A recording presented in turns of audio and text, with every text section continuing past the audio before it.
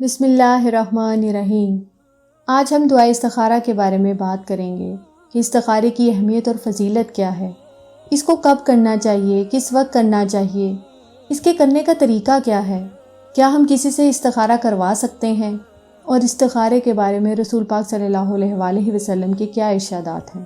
اس کے بارے میں بات کرنے سے پہلے آپ سے گزارش ہے کہ اگر آپ کو دینی مسائل سے ریلیٹڈ کوئی بھی مسئلہ درپیش ہے تو مجھے کمنٹ سیکشن میں آگاہ کریں، میں انشاءاللہ آپ کے ہر سوال کا جواب دوں گی۔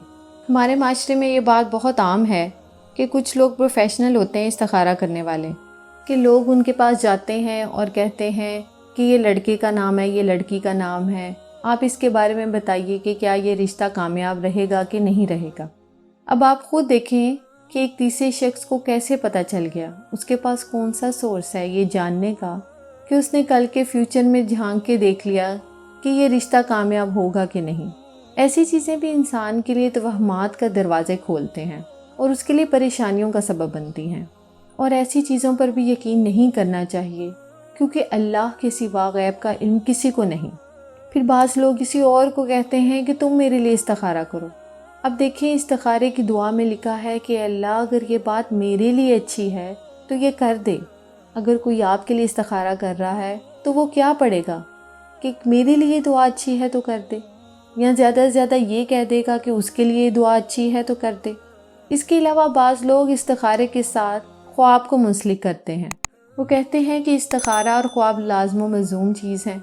اکثر لوگوں کو کہا جاتا ہے کہ استخارہ کر لیں تو وہ کہتے ہیں کہ اتنے دن استخارہ کیا، ہمیں تو کوئی خواب نہیں آیا۔ بہت سے لوگ اس میں پریشان ہو جاتے ہیں، ہمیں نہیں سمجھ آ رہی کہ کوئی خواب نہیں آیا۔ یاد رکھیے کہ قرآن سنت کی روشنی میں استخارے کے لیے خواب کا آنا کوئی ضروری نہیں۔ استخارہ سمپلی کیا ہے؟ ایک دعا ہے، یا اللہ اگر یہ کام اچھا ہے تو مبارک ہو اور یہ ہو جائے، اگر نہیں اچھا تو اسے دور کر دے، ہٹا دے۔ اگر آپ کی دعا قبول ہو گئی، اس کام میں اگر بہتری ہوئی تو وہ ہو جائے گا، اور اگر ہو گیا تو مبارک ثابت ہوگا، اور اگر بہتری نہیں ہے تو بات بننے ہی نہیں پائے گی۔ تو استخارہ نہ تو نکالا جاتا ہے اور نہ ہی نکلوایا جاتا ہے، استخارہ تو کیا جاتا ہے۔ اور استخارہ کا مطلب کیا ہوتا ہے؟ خیر کی دعا مانگنا۔ ہمارے ہاں اس کا کانسیپٹ کیا ہے کہ ہم یہ سمجھتے ہیں کہ شاید استخارہ غیب کا علم جاننے کا نام ہے۔ اس کو ہم نے ایک طرح کی فال بنا لیا ہے، جبکہ فال لینا بھی اسلام میں پسندیدہ نہیں ہے، کیونکہ غیب کا علم تو صرف اللہ کی ذات کے پاس ہے۔ کل کیا ہونے والا ہے یہ کسی کو نہیں پتا۔ کوئی شخص جو یہ غیب دانی کا دعویٰ کرے یا اس قسم کی کوئی بھی باتیں کرے، وہ ہمارے دین میں پسندیدہ نہیں۔ اس لیے ہمیں کسی نجومی کے پاس جانے سے منع فرمایا ہے، ہاتھ دکھانے سے منع فرمایا ہے، چھپی باتیں معلوم کرانے سے منع فرمایا، اور ذائچے بنانے سے بھی منع فرمایا ہے، کیونکہ یہ ساری چیزیں انسان کے لیے نقصان دہ ہوتی ہیں۔ انسان توہمات کا شکار ہو جاتا ہے، انسان کوئی ڈیسیژن نہیں لے پاتا۔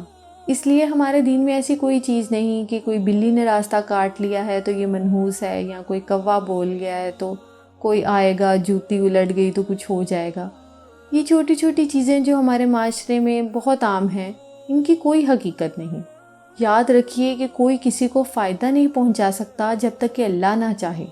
اس لیے ایک مومن جو ہوتا ہے وہ لوکانیات پہ، یعنی کاش یہ ہوتا، کاش وہ ہوتا، اس پر بھی یقین نہیں رکھتا، اور نہ ہی اس کی زندگی میں کاش ہوتا ہے۔ اور بہت زیادہ کاش کہنے سے بھی منع کیا گیا ہے، کیونکہ یہ شیطان کا دروازہ کھول دیتا ہے، یعنی شیطان کو انسان کے دل میں وسوسے ڈالنے کا موقع مل جاتا ہے، انسان کے دل میں حسرت پیدا کرتا ہے۔ اچھا، اب ہم بات کرتے ہیں کہ استخارہ کس طرح کرنا چاہیے، اس کا مسنون طریقہ کیا ہے۔ زندگی میں انسان کو کوئی بھی اہم کام پیش آئے تو اس موقع پر انسان کو 2 نفل پڑھ کر دعا مانگنی چاہیے۔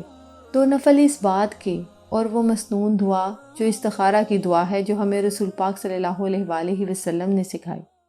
بسم اللہ الرحمن الرحیم۔ اللہم انی استخیرک بعلمک واستقدرک بقدرتک واسألک من فضلک العظیم فإنک تقدر ولا اقدر وتعلم ولا أعلم وانت علام الغیوب۔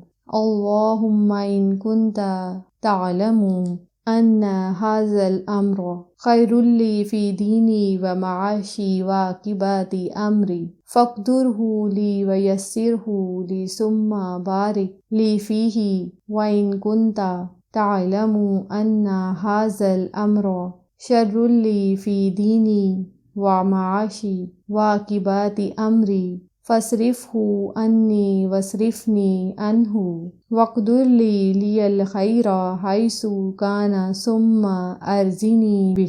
یہ ہے مسنون دعا۔ اس کے بارے میں حدیث پاک میں آتا ہے، حضرت جابر رضی اللہ عنہ کا بیان ہے کہ نبی کریم صلی اللہ علیہ وآلہ وسلم جس طرح ہمیں قرآن پڑھایا کرتے تھے، اسی طرح ہر کام میں استخارہ کرنے کی بھی تعلیم دیتے تھے۔ فرماتے، جب تم میں سے کوئی کسی اہم معاملے میں فکر مند ہو تو 2 رکعت نفل پڑھے اور پھر یہ دعا پڑھے۔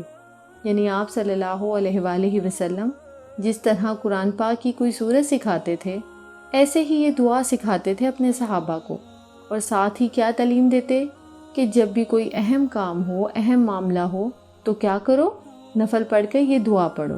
اہم کاموں میں مثلا جس کی شادی ہے، شادی اہم فیصلہ ہے نا زندگی کا، تو جس کی شادی ہے وہ خود بھی پڑھے اور ماں باپ بھی پڑھے۔ اس کا ترجمہ کیا ہے اور یہ کیوں پڑھا جائے؟ نبی کریم صلی اللہ علیہ وآلہ وسلم نے فرمایا کہ استخارہ کرنے والا کبھی نامراد نہیں ہوتا، مشورہ کرنے والا کبھی نادم نہیں ہوتا، اور کفایت شاری سے کام لینے والا کبھی کسی کا محتاج نہیں ہوتا۔ یعنی جو شخص مشورہ کرتا ہے اس کو بھی شرمندگی نہیں ہوتی، اور جو شخص بچت سے کام لیتا ہے پھر وہ کسی کا محتاج نہیں ہوتا، کیونکہ وہ اپنی ضرورت کے وقت کے لیے پہلے سے ہی تیاری کر کے رکھتا ہے۔ اور اللہ تعالیٰ سے استخارہ کرنا یعنی ایک طرح سے مشورہ کرنا بھی ہے اور خیر کی دعا مانگنا بھی ہے۔ یہ انسان کے لیے ایک سعادت کی بات ہے کہ وہ کسی اہم معاملے میں اپنے رب سے مشورہ کر رہا ہے اور پھر اس کے فیصلے پر راضی ہے۔ اور آپ جانتے ہیں کہ تقدیر پر راضی ہونا یہ ایمان کا حصہ ہے۔ جب ہم استخارہ کرتے ہیں اور اس کی دعا پڑھتے ہیں تو اس کا مطلب کیا ہے؟ دعا کے ترجمے سے ہی آپ کو پتہ چل جائے گا۔ ترجمہ ہے، خدایا میں تجھ سے تیرے علم کے واسطے خیر کا طلبگار ہوں، تیری قدرت کے ذریعے تجھ سے تیرے عظیم فضل کا سوال کرتا ہوں، اس لیے کہ تو قدرت والا ہے اور مجھے ذرا قدرت نہیں، تو علم والا ہے اور مجھے علم نہیں، تو غیب کی ساری باتوں کو خوب جانتا ہے۔ خدایا اگر تیرے علم میں یہ کام میرے لیے بہتر ہے، میری دین اور دنیا کے لحاظ سے اور انجام کے لحاظ سے، تو میرے لیے اسے مقدر کر دے۔ یعنی جب ہم کسی کام کے لیے استخارہ کریں تو اس کو ذہن میں رکھنا چاہیے کہ اگر یہ چیز میری دنیا اور آخرت کے لحاظ سے اچھا ہے تو اے اللہ اسے میرے لیے مقدر کر دے، یعنی میری قسمت میں کر دے، میرے لیے اس کو آسان کر دے، میرے لیے اس کو مبارک بنا دے۔ اور اگر تیرے علم میں میرے لیے یہ کام برا ہے، میرے دین اور دنیا کے لحاظ سے اور انجام کے لحاظ سے، تو اس کام کو میرے سے دور رکھ، تو اس کام سے مجھے بچا لے اور میرے لیے خیر اور بھلائی مقدر کر دے جہاں کہیں بھی ہو، پھر مجھے اس پر راضی بھی کر دے۔ کتنی خوبصورت دعا ہے یہ۔ دراصل یہ ہے استخارہ کہ یا اللہ اگر یہ چیز میرے حق میں اچھی ہے تو اسے آسان کر کے مبارک کر دے، اور اگر اچھی نہیں تو اس سے ہٹا دے۔ اب آپ سوچئے کہ اس استخارے کی دعا کا نتیجہ کیا ہونا چاہیے؟ یہی نا کہ یہ کام ہو جائے یا نہ ہو۔ اگر ہو جائے تو ہم نے پہلے سے ہی دعا مانگ لی کہ اس کو ہمارے لیے اچھا کر دے، اور اگر نہیں ہوتا تو ہمیں اس پر راضی ہو جانا چاہیے، تسلی ہو جانی چاہیے کہ اللہ کو منظور نہیں، اور اس میں ضرور ہمارے لیے کوئی بہتری ہے کہ اس کام کے ہونے کا سبب نہ بنا۔ اور اس طرح انسان جو بھی فیصلہ کرتا ہے اس پر نادم نہیں ہوتا، پشیمان نہیں ہوتا، بعد میں پچھتاتا نہیں۔ قرآن پاک میں یہ بھی آتا ہے نا، ہو سکتا ہے کہ ایک چیز تمہیں بہت پسند ہو اور وہی تمہارے لیے اچھی نہ ہو، اور یہ بھی ہو سکتا ہے کہ ایک چیز تمہیں بالکل اچھی نہ لگے، تمہارے دل کو نہ بھاتی ہو، اور اس میں تمہارے لیے بہت بڑی بھلائی ہو۔ اس لیے آپ صلی اللہ علیہ وآلہ وسلم نے کیا فرمایا کہ استخارہ کرنے والا کبھی نامراد نہیں ہوتا۔ اب آپ دیکھیں کہ جیسے رسول پاک صلی اللہ علیہ وآلہ وسلم نے فرمایا کہ خدا سے استخارہ کرنا اولاد آدم کے لیے سعادت کا باعث ہے، تقدیر پر راضی ہو جانا بھی اولاد آدم کے لیے سعادت ہے، اور انسان کی بدبختی یہ ہے کہ وہ اللہ سے استخارہ نہ کرے اور خدا کی قضا پہ یعنی تقدیر پر نہ خوش ہو، تو یہ بدبختی کی بات ہے۔ تو یہ ہے استخارے کی روح۔ تو ہم نے اپنی زندگی میں کوئی بھی اہم کام کرنا ہے، کوئی ایون کہ چھوٹا سا بھی کوئی کام کرنا ہے، تو اس میں اللہ تعالیٰ کا مشورہ لینا ہے، یعنی کہ استخارہ کرنا ہے اور خود کرنا ہے۔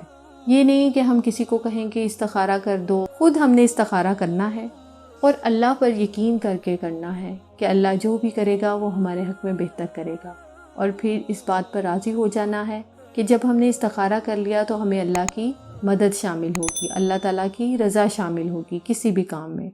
مجھے امید ہے کہ آپ کو یہ ویڈیو پسند آئی ہوگی۔ شکریہ۔